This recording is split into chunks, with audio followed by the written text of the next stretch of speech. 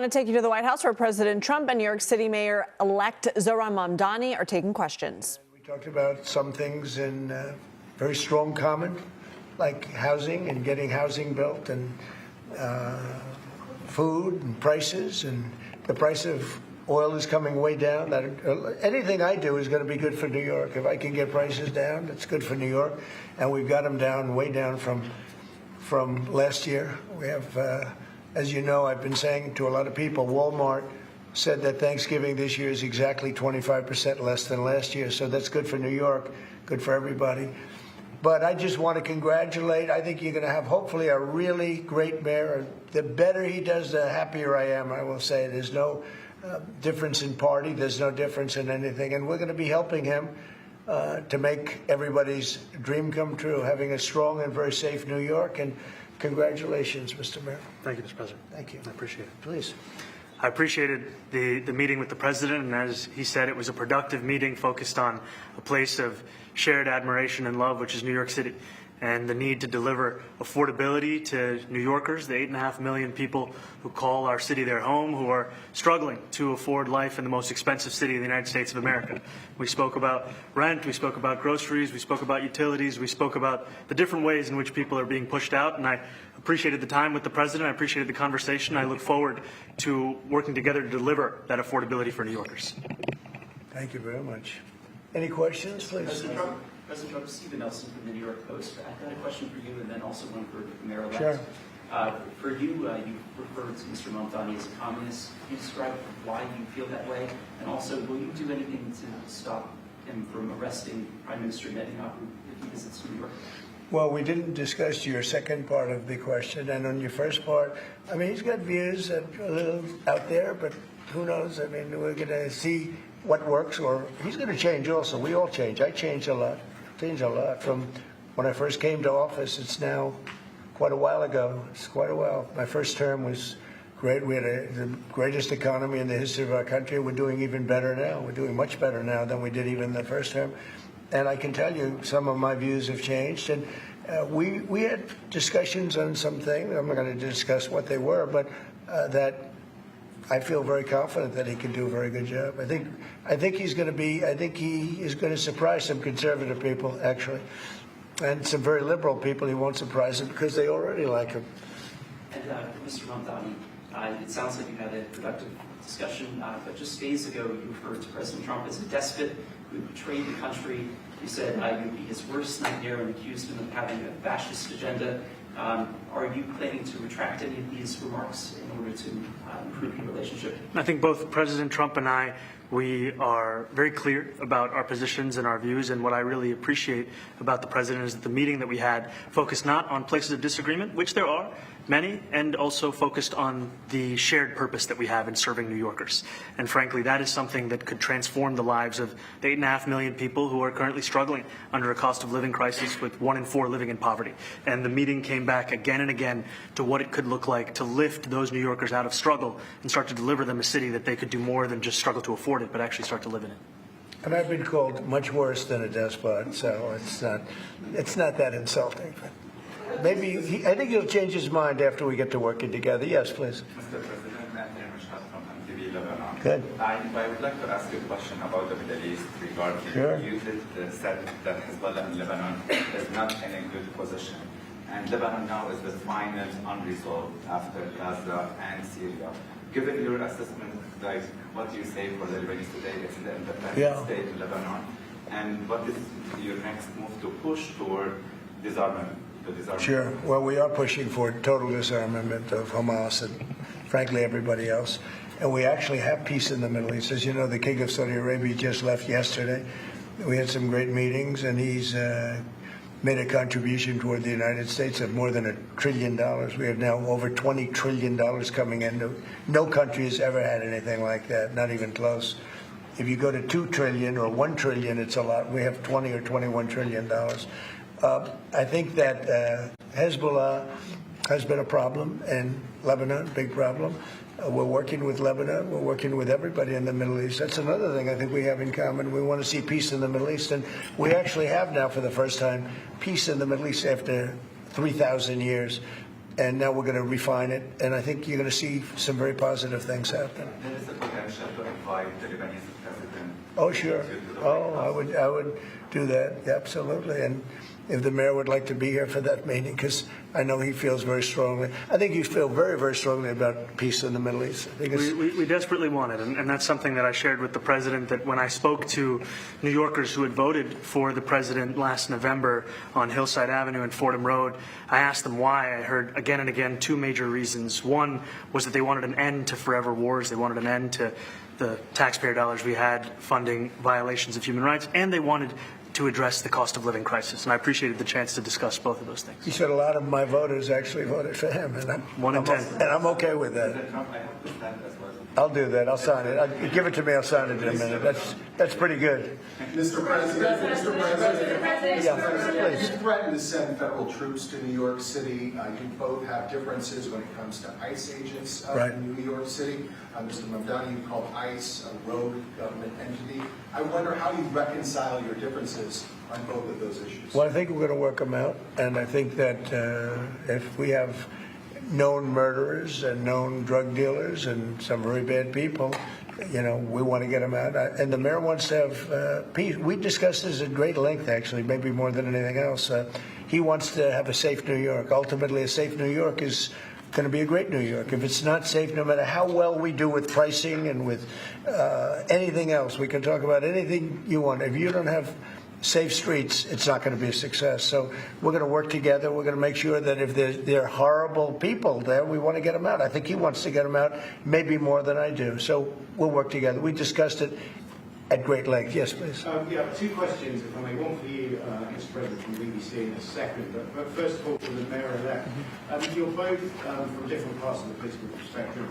You're both populists, though. And I just wondered to what extent the president's campaign style, his techniques, his social media use inspired any part of your campaign.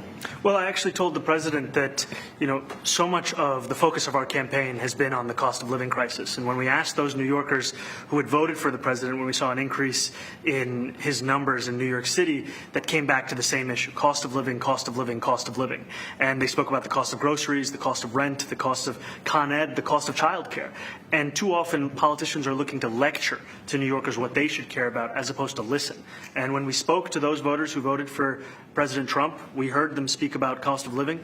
We focus on that same cost of living, and that's where I am really looking forward to delivering for New Yorkers in partnership with the president on the affordability agenda. And I think we have to work a little bit. We talked about Con Edison. We have to work a little bit on getting the prices because, you know, we've gotten fuel prices way down, but it hasn't shown up in Con Edison. And we're going to have to talk to them. You know, if we're sending them fuel at a much lower price than it was a year ago, which is true, we have to get Con Edison to start lowering their rates. Absolutely. And if I may, last week you told me you were pushing ahead with your plans to sue BBC for up to $5 billion. You're going to speak to Prime Minister Starmer as well. Is there any progress or any updates on those issues? Well, we get along very well with the Prime Minister. We made a deal with UK. I like him. He's a fine person. And, you know, I think they have some big energy problems. You know, they've got windmills all over the place. They're going to have to start using other methods because their energy is out of control. Talking about in the UK, it's out of control. And he's got that problem. He's got a big immigration problem, as you know, and he's got a big energy problem. And we talk about it. He's a good man. Prime Minister's a good man. You had a chance to speak this week. I haven't spoken this week. Mr. President, have you spoken to President Zelensky, or do you intend to Who? meet President Zelensky about your plan? Or do you meet with him? I've spoken with their people. We have a plan. It's horrible what's happening. It's a war that should have never happened. It would have never happened if I was president, and it's a shame. And I thought they should have acted quicker.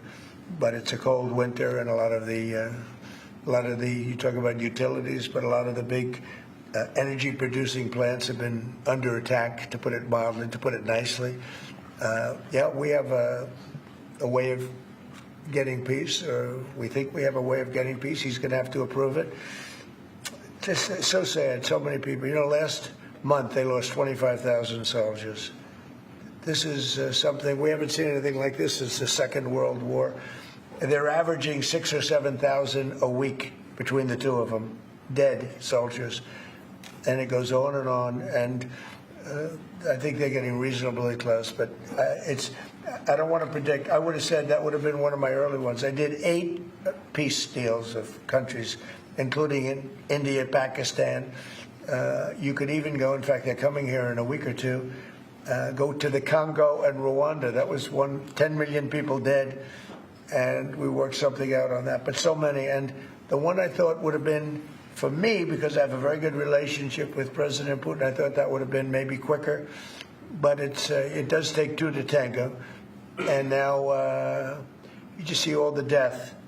And, it doesn't affect us other than the fact that we don't want to see all those people that really, it's on the other side of the ocean. It's a war that should have never happened. It did happen. I blame the person also sitting right behind this desk. This is a war that should have never happened, and it wouldn't have happened if I were president. But we're trying to save a lot of lives. They're losing 25,000 lives over the last short period of time. That's Ukrainian and Russian, and it's a shame. What happens if I want to ask the mayor-elect about a House resolution just passed overwhelmingly to condemn socialism, including with 86 Democrats, all of House Dem leadership, and the minority leader, Hakeem Jeffries, despite his endorsement of you. What's your reaction to that? I have to be honest with you, I focused very little on resolutions. Frankly, I've been focusing... Condemn socialism. I understand. I think the focus is on the work at hand. I can tell you I am someone who is a democratic socialist. I've been very open about that.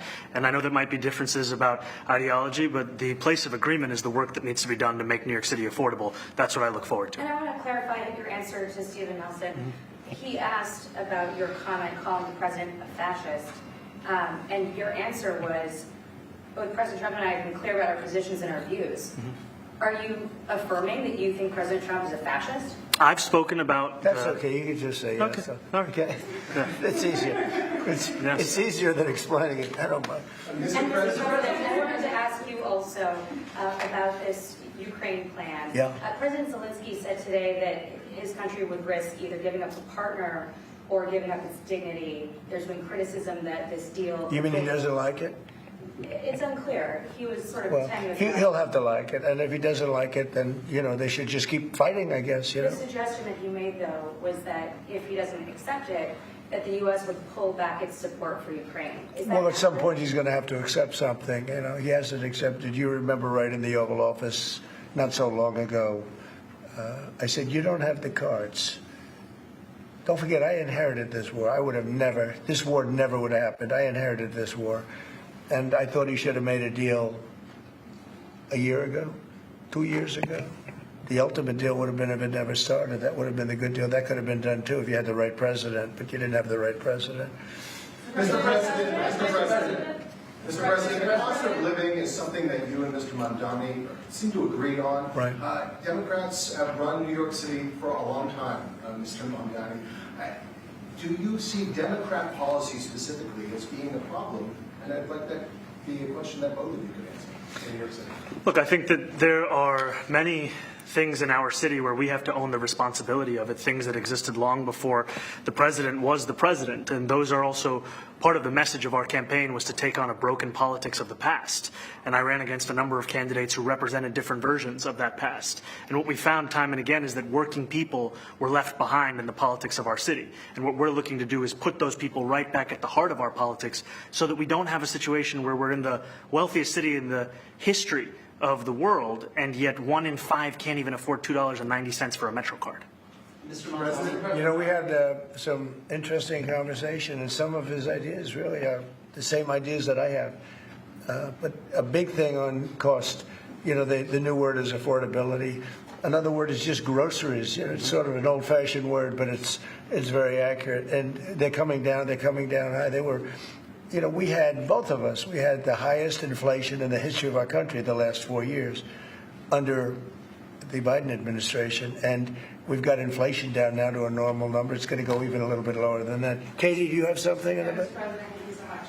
Mr. Mamdani often talks about New York City being covered by international law, that they will follow international law. He doesn't often talk about the U.S. Constitution. What is your response to that? Well, I don't know what you're referring to in terms it could be covered by international law, local law. It's covered by a lot of laws. And, but it's covered by U.S. law. Are you referring to anything in particular? He just says that they're a city that endorses and enforces international law. Is that at odds with? No, I don't know. Would you want to? Do you want to respond? Yeah, I think what I've shared with the president is our desire to not only follow the laws of our own city, laws that protect New Yorkers, but also a desire for consistency in our politics across the board. And that's something that we've talked about and something that I know many New Yorkers want. So you work with ICE? We work with ICE then? We discussed ICE and New York City, and I spoke about how the laws that we have in New York City allow for New York City government to speak to the federal administration for about 170 serious crimes. The concerns that many New Yorkers have are around the enforcement of immigration laws on New Yorkers across the 5 boroughs, and most recently we're talking about a mother and her 2 children, how this has very little to do with what that is. Mr. Mamdani, What we did is we discussed crime.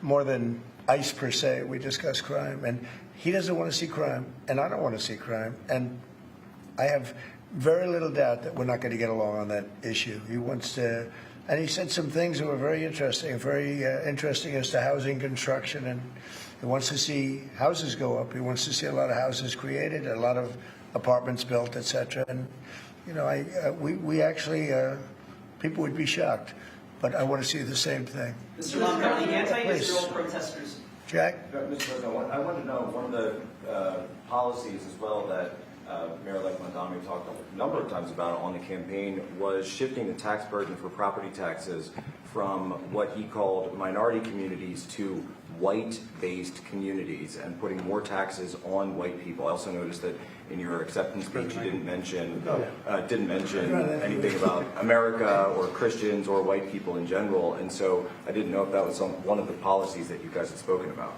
We focused on affordability. We focused on the cost of living crisis. What I will say is that I am very much interested in property tax reform, because what we see right now in New York City is a system that is so inequitable that it can't even stand up in court. And the president and I spoke about the importance of not only building more housing, but also making sure that regulation of housing is something that is manageable to actually get through and not the cause of yet another weight that we see in our But to be city. clear, you're continuing this idea of race-based property taxes. No, to be very clear, That's what you said. no, the use of the term was a description of neighborhoods, not a description of intent. So you intend to tax the whiter neighborhoods more? No, we intend to create a fair property tax system because we want a New York City that is not only fair and equitable, but also one that every New Yorker can afford. Mr. Mamdani, anti-Israel protesters just targeted Please, go ahead. Mr. Mamdani, anti-Israel protesters just targeted a synagogue in New York. Are you concerned about Jewish New Yorkers feeling welcome and safe in the city? And President Trump, you threatened to cut off federal funding to New York City. What policies would prompt you to do that? Would that be city-run grocery stores? Would it be something else? Well, I think if we didn't get along, whether it's cut off or just make it a little bit difficult or not give as much, we want to see, I use the term, we don't want good money going after bad. And we don't want that to happen. I don't think that's going to happen. I did say that, subject to what policies are being set. We had a meeting today that actually surprised me. He wants to see no crime. He wants to see housing being built. He wants to see rents coming down, all things that I agree with. Now, we may disagree how we get there. The rent coming down, I think one of the things I really gleaned very much today, he'd like to see him come down, ideally, by building a lot of additional housing. Yeah. That's the ultimate way. He agrees with that, and so do I. But if I read the newspapers and the stories, I don't hear that. But I heard him say it today, and I think that's a very positive step. No, I don't expect. I expect to be helping him, not hurting him. A big help, because I want New York City to be great. Look, I love New York City. It's where I come from. I spent a lot of years there. Now I'm right here. We took a big setback with the mayor that we had, Dave de Blasio. I thought it was a tremendous setback for the city. I think this mayor can do some things that are going to be really great. Mr. President, Yeah, okay, how about you? Go ahead, please. You're a billionaire. You have a different address nowadays than you used to, but you used to call New York City home. Would you feel comfortable living in New York City under a Mamdani administration? Yeah, I would. I really would. Especially after the meeting. Absolutely. What makes you comfortable? We agree on a lot more than I would have thought.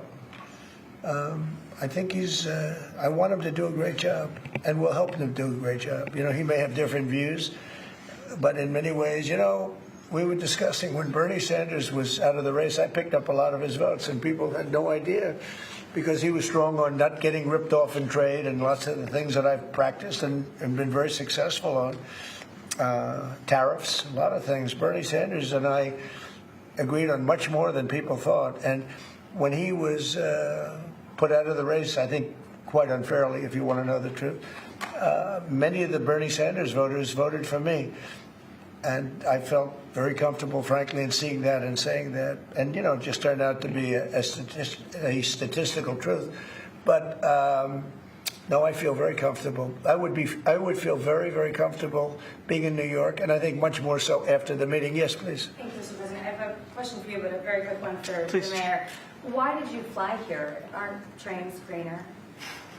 I'll use every form of transit, and I want to make sure that they're all affordable in New York City, and that's why making buses fast and free is a centerpiece of our campaign. There is a bus. Why making buses fast and free is a centerpiece of our campaign. There is a bus that goes. Well, but I know, but it'd be fluid. That's a lot quicker too. I mean, he's working very hard. For him to be, that's a very long drive. I'll stick up for you. The plane takes you 30 minutes, and driving takes you a And long Mr. time. President, I was wondering if you could clear up some confusion around a Washington Post report. There was this explosive report that the Coast Guard is no longer going to characterize swastikas and nooses as hate symbols. DHS called that a lie and fake news. Can you clear up? I don't know anything about it. When was this written? I think yesterday. Well, look, the Coast Guard's an incredible group of people. I know them very well. We just ordered a lot of new Coast Guard cutters, beautiful, the most magnificent ship. They look like yachts with lots of guns on them. So I don't know. I haven't seen any report like that, but certainly we want them to remain a great force, and they are. Mr. President, and you did a piece in all the 9 months Yes. around the world. I would like to ask Mr. Mamdani, you've accused the U.S. government of committing genocide in Gaza while President Trump was working on peace. Why that? I've spoken about the Israeli government committing genocide, and I've spoken about our government funding it. And I shared with the president in our meeting about the concern that many New Yorkers have of wanting their tax dollars to go towards the benefit of New Yorkers and their ability to afford basic dignity. And what we see right now is we're in the 9th consecutive year of more than 100,000 school children being homeless in our city. And there's a desperate need not only for the following of human rights, but also the following through on the promises we've made New Yorkers. And I appreciated the meeting we had and the work that we can do. Do you agree that President Trump did do a peace and work hard to make the peace? Because he worked hard to do the peace in the Middle East and everywhere. Do you agree with that? I appreciate all efforts towards peace, and I shared with President Trump that when I spoke to Trump voters on Hillside Avenue, including one of whom was a pharmacist that spoke about how President Trump's father actually went to that pharmacy not too far from Jamaica Estates, that people were tired of seeing our tax dollars fund endless wars. And I also believe that we have to follow through on the international human rights, and I know that still today those are being violated, and that continues to be work that has to be done no matter where we're speaking of. Mr. President, thank you, Mr. President. Do you view the mayor-elect as the true leader of the Democrat Party? And do you think Leader Schumer and Leader Jeffries, have to follow his lead? Well, look, I hope they have great leaders. This is a man that right now I think is focused on New York City. I really think he has a chance to do a great job. We're going to help him, but I really think he has a chance to do a great job. But I'll let you answer that. Do you consider yourself the leader of the Democrats? I think it's more appropriate for him. I consider myself the next mayor of New York City, and I keep my horizons firmly on New York City, and I appreciate the meeting with the president, which focused again on the 5 boroughs and whether New Yorkers could afford to live there. By the way, being the mayor of New York City is a big deal. Absolutely. I always said, one of the things I would have loved to be someday is the mayor of New York City. Being the mayor of New York, and especially now, because I think you're at really a turning point, one way or the other. It could go great, or it can go in a different direction. And I think you really have a chance to make it great. Mr. President, you say you love New York City. Mr. Mamdani, does New York City love President Trump? New York City loves a future that is affordable. And I can tell you that there were more New Yorkers who voted for President Trump in the most recent presidential election because of that focus on cost of living. And I'm looking forward to working together to deliver on that affordability agenda. I got a lot of votes. One more. Go ahead. 1 or 2 more. Go ahead. I tell you, the press has eaten this thing up. I've had a lot of meetings with the heads of major countries. Nobody cared. This meeting that you people have gone crazy. Outside you have hundreds of people waiting. This is just a small little group. For some reason, the press has found this to be a very interesting meeting. The biggest people in the world, they come over from countries nobody cares, but they did care about this meeting, and it was a great meeting. Go ahead. Yeah, Mr. President, I was going to ask you exactly that. Why do you think there's so much more, so much excitement around this than in some form? Because I think he's different. All right, I think he's different, and that can be in a very positive way. But I think he's different than, your typical guy runs, wins, becomes mayor maybe, and nothing exciting. Because he has a chance to really do something great for New York. New York is at a very critical point, and he does need the help of the federal government to really succeed. And we're going to be helping him, but he's different than your average candidate. Hey, he came out of nowhere. I said he has a great campaign manager standing over there.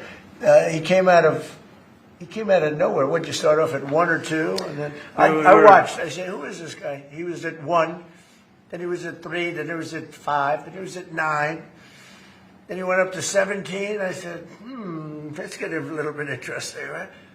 And then all of a sudden he wins a primary that nobody expected he was going to win. It's a great tribute. I mean, it's an amazing thing that he did. And I'll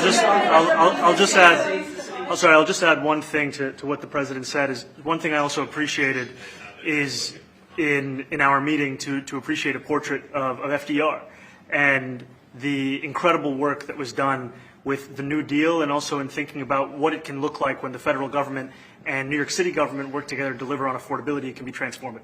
We have a great portrait of FDR that I found in the vaults that was missing for years. I found it, and I put it up. He's a Democrat, to the best of my knowledge. He's a Democrat. And when the mayor saw that portrait, he said, "Sir, do you mind if I have a picture taken by that portrait?" It's an amazing portrait. I hope the picture comes out good. But it's an amazing portrait in the cabinet room. So he's a big fan of the New Deal, I guess, and of FDR. Yes, ma'am. Thank you, Mr. President. You said that you both spoke about crime. Yeah. There are many police officers set to come off the rolls at the end of this year in New York City. Are you going to allow those police to be replaced with police officers, actual cops? And are you going to require that happens? Would there be some consequences? Well, I hope it happens, but again, that's going to be ultimately the mayor's decision. What's your answer? Is that I look forward to delivering public safety with the NYPD, and I've said over the course of our campaign that we have the number of police officers today. They are the ones that's budgeted about 35,000 headcount. And I think the key thing is that we have to make it easier for police to focus on police work, not ask them to respond to 200,000 mental health calls a year. So is that a reduction from what you're at right now? Are you committing to maintaining the same level of cops? I've committed over the course of the campaign to maintain the 35,000. That's the headcount that we had through the campaign. And not replace them with caseworkers, social workers? No, I've said that's the headcount that we want. What we need to do is make sure they can focus on serious crime. And he just retained a great police commissioner, I believe, right? Yes, we did. Commissioner Fish. If the newspapers are correct. That one they're correct about. He retained, I think, somebody that is she's a good friend of some of the people in my family, of Ivanka, and they say she's really good, really competent, and he just retained her, so that's a good sign. Are there still topics that you see that you're disagreeing on in the future, and do you think you'll have more meetings like this? There will be topics that we disagree on. I think we'll probably come to a conclusion, and ultimately he'll convince me, or I'll convince him. It's for the good of New York. Ultimately, it's for the good of New York. I don't care about affiliations or parties or anything else. I want to see if this city could be unbelievable, if he could be a spectacular success, I'd be very happy. Do you think you guys will meet more in the future, too? Excuse me? Do you think you'll meet again in the future, throughout the administration? I think we will. Yeah. I think we will. I hope we do. I enjoyed the meeting. We had a great meeting. Please. Mr. President, Republican Elise Stefanik has campaigned multiple times by calling Zohran Mamdani a jihadist. Do you think you're standing next to a jihadist right now in the Oval Office? No, I don't, but she's out there campaigning, and you say things sometimes in a campaign. Isn't that sort of she's a very capable person, but you really have to ask her about that. But I don't particularly. I think I met with I met with a man who's a very rational person. I met with a man who really wants to see New York be great again. And I can say again, because New York was great. When I came down to Washington initially, the city was so hot. It was doing great. We were having some telltale signs of problems. We had a mayor that was not doing a great job, but still, it was moving along. And it went bad. It really went, pretty bad. and he can, I think it's been at lower points, but it went pretty bad.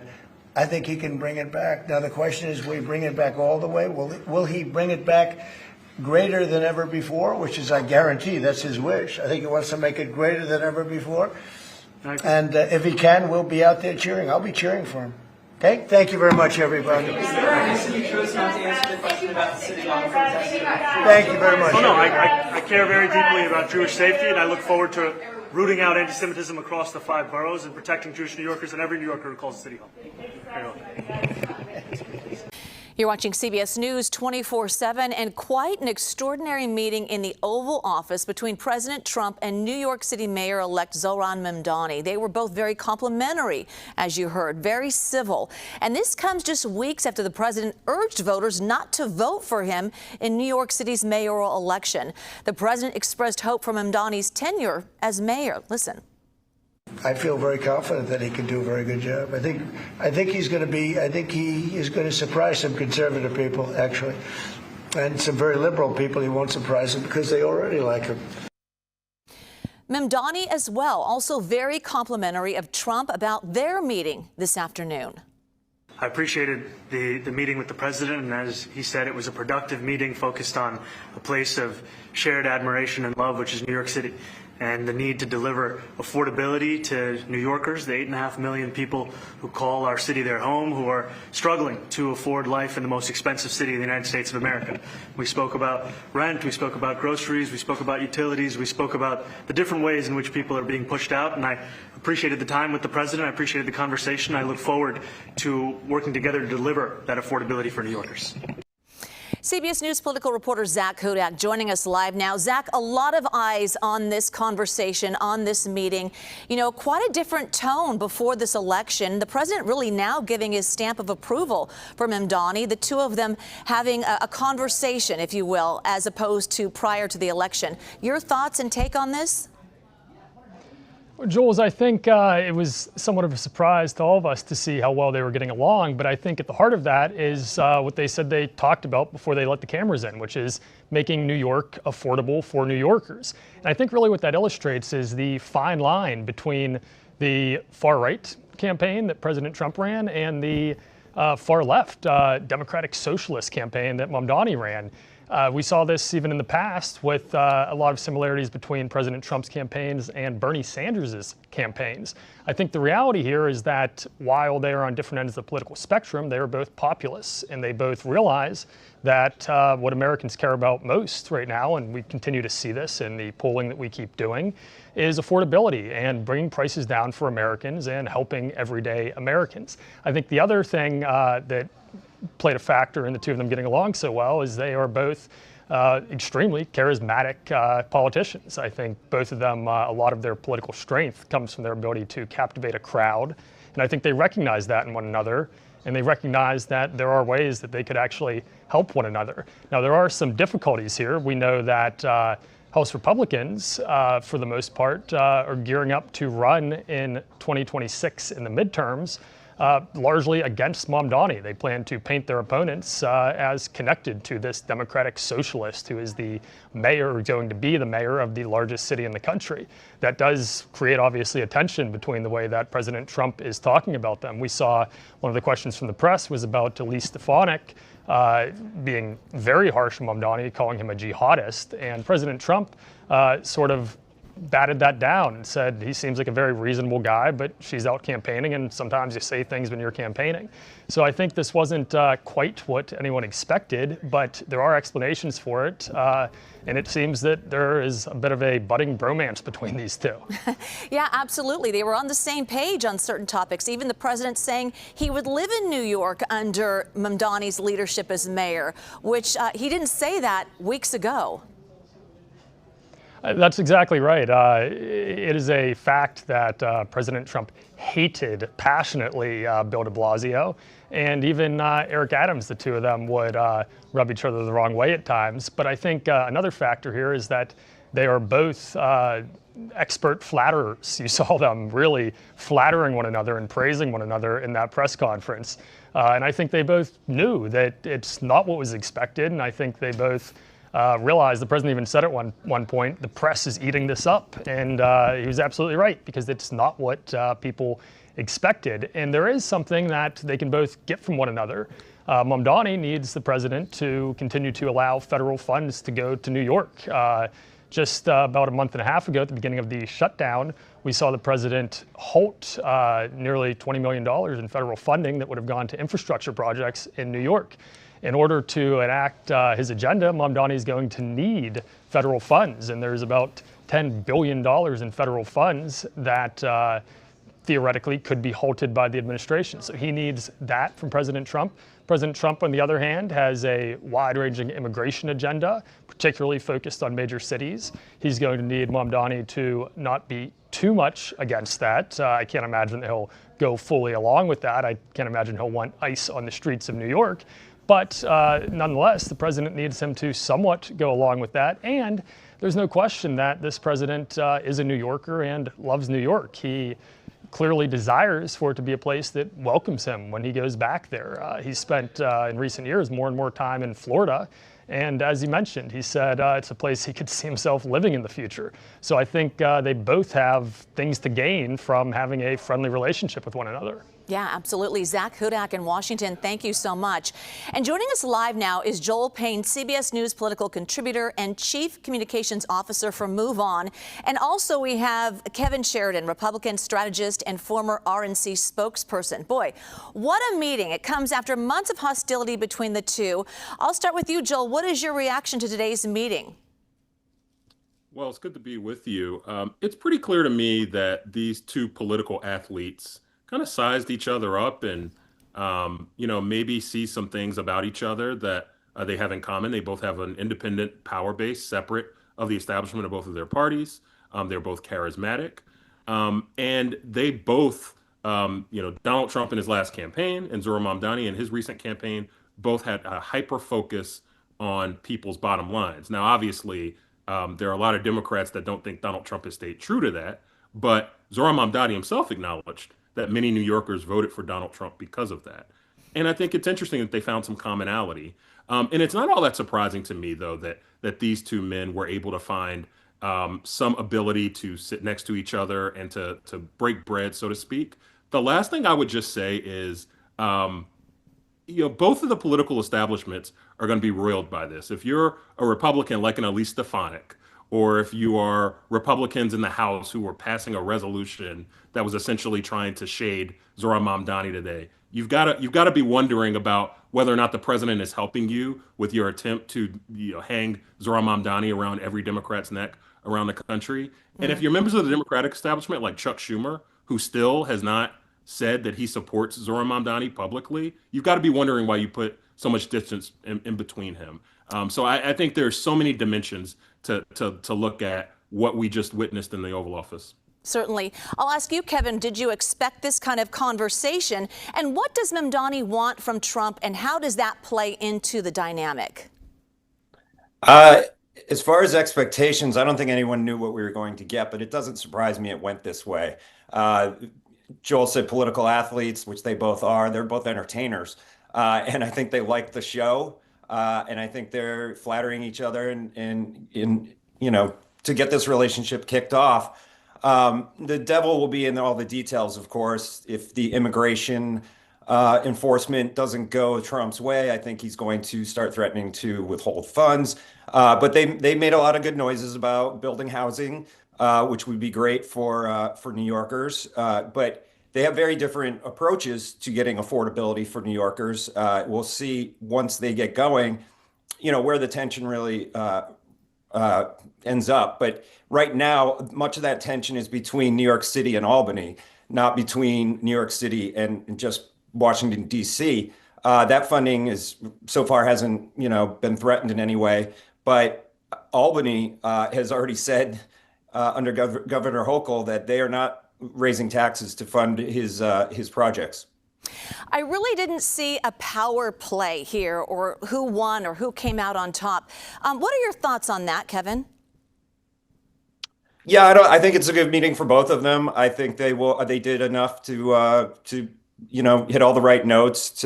I don't think their bases are going to be too upset with anything that was said, because this is just getting started, and we'll see when, if Mamdani goes hardcore left and starts doing some things that are really offensive to Trump and to Republicans, then I think, Trump will weigh in then.